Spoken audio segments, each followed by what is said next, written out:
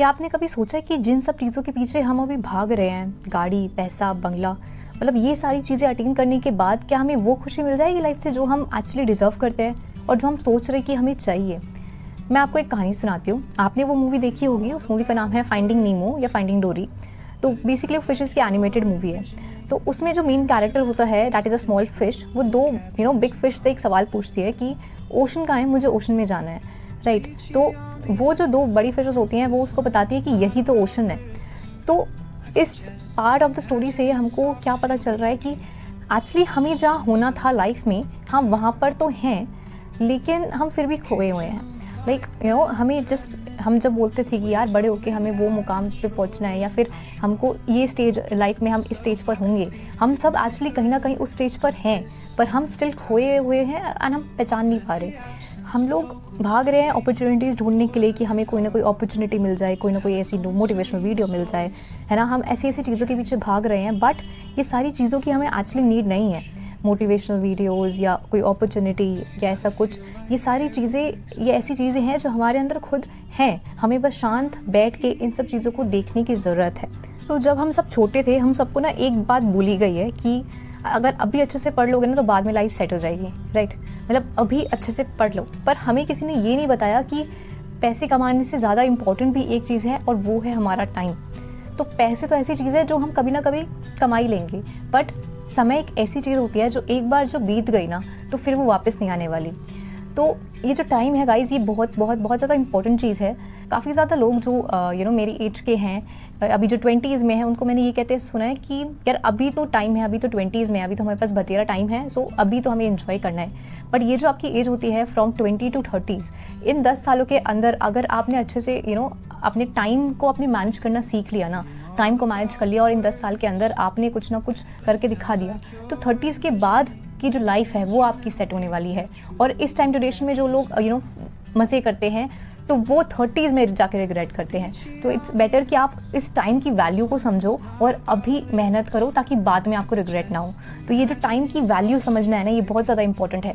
क्योंकि वो जो लोग होते हैं जो बोलते हैं कि अभी तो मेरे पास टाइम है, टाइम अभी है इसलिए अभी कर लो, टाइम अभी मज़े करना का नहीं है, टाइम अभी अपना कुछ सेट करने का है। आप ओयो के फाउंडर को देख लो, जोमेटो के फाउंडर को देख लो, जेप्टो के फाउंडर को देख लो, या फिर इतने सारे जो हमारे यंग क्रिकेटर्स हैं उन्हें देख लो।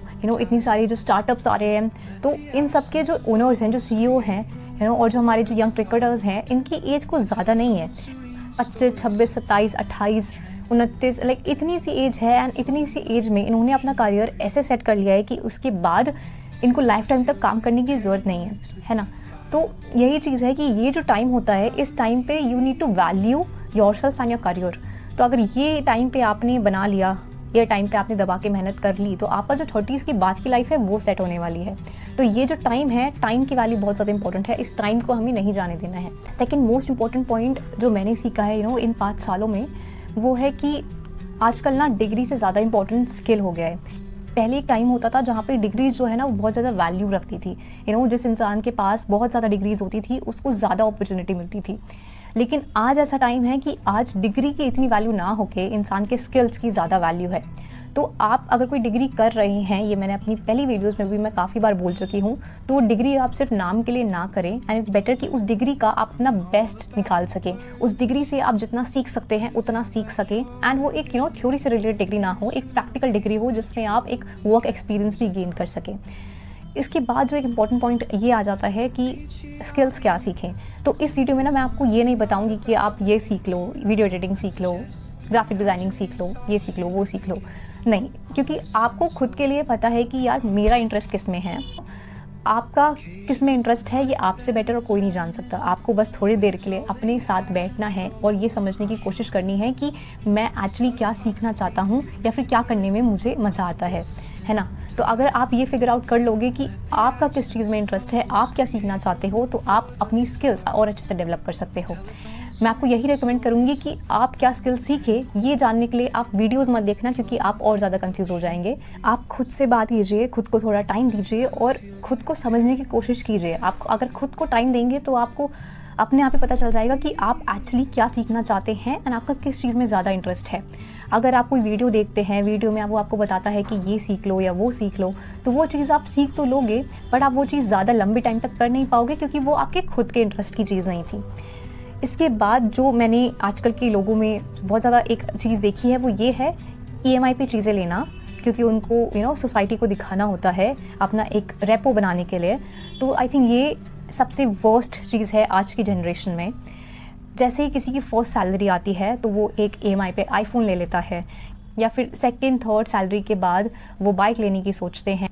अगर आपके पास इतना पैसा है कि आप ज़्यादा से ज़्यादा अमाउंट डाउन पेमेंट में ही दे रहे हैं तो बात अलग होती है, बट सिर्फ एक सैलरी के बेसिस पे इतनी महंगी चीज़ खरीद लेना, वो भी सिर्फ इसलिए क्योंकि आपको लोगों को दिखाना है and not as your need, तो ये एक सबसे ज़्यादा बेकार चीज़ है जो आजकल की जनरेशन करती है। जो इस चीज़ को मैं आपको अवॉइड करने को बोलूँगी।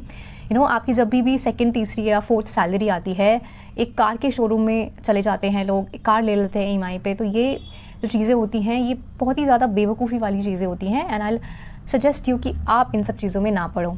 जब तक कोई चीज़ बहुत ज़्यादा इंपॉर्टेंट नहीं है, आई नॉट सजेस्ट कि आप EMI पर जाओ। इसके अलावा एक चीज़ जो मैंने नोटिस करी है वो ये है कि लोग रिस्क लेने से बहुत ज़्यादा डरते हैं। मतलब ये सिर्फ आजकल के लोगों की बात नहीं है, ये तो टाइम से चलता आ रहा है कि लोग रिस्क लेने से बहुत ज़्यादा डरते हैं। तो अगर आप ये जो टाइम है, अगर आप इसी टाइम पे रिस्क नहीं लोगे तो फिर आप रिस्क कब लोगे? क्योंकि अगर आप रिस्क नहीं लोगे तो आपकी लाइफ वहाँ नहीं पहुँचेगी जहाँ आपने सोचा था। आप उसी एक चक्कर में फंस जाओगे, 9 to 5 जॉब, घर, फिर सुबह उठ के जॉब, फिर घर, फिर डिनर, फिर सुबह उठ के जॉब। अगर आपको इस सर्कल में नहीं फंसना है तो आपको रिस्क तो लेना ही पड़ेगा। तो इंसान इस टाइम पे ज़्यादातर ये सोचता है कि यार अगर मैं फेल हो गया तो क्या होगा? तो क्या होगा ज़्यादा से ज़्यादा अगर फेल हो गए तो आपके पास टाइम होगा कुछ और करने का, किसी और करियर में जाने का। अगर ट्राई ही नहीं किया तो जहाँ पे मैं पहुँच सकती थी वो अपॉर्चुनिटी तो ऑटोमेटिकली मेरे हाथ से चली जाएगी।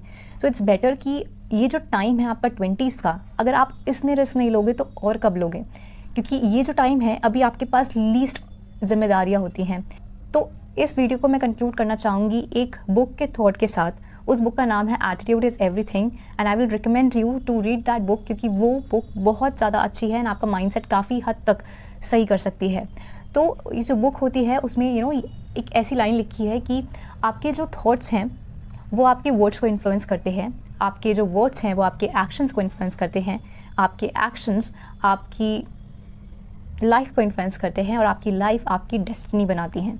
तो अगर आप चाहते हैं कि आप लाइफ में कुछ कर पाएँ तो आपको अपने थॉट्स पे काम करना पड़ेगा, अपने वर्ड्स पे काम करना पड़ेगा, एंड अपने एक्शंस पे काम करना पड़ेगा, और तब जाके आपकी लाइफ वैसी हो जाएगी जैसा आप एक्चुअली अपनी लाइफ को बनाना चाहते हैं। तो मिलते हैं नेक्स्ट वीडियो में, तभी के लिए बाय बाय, राधे राधे।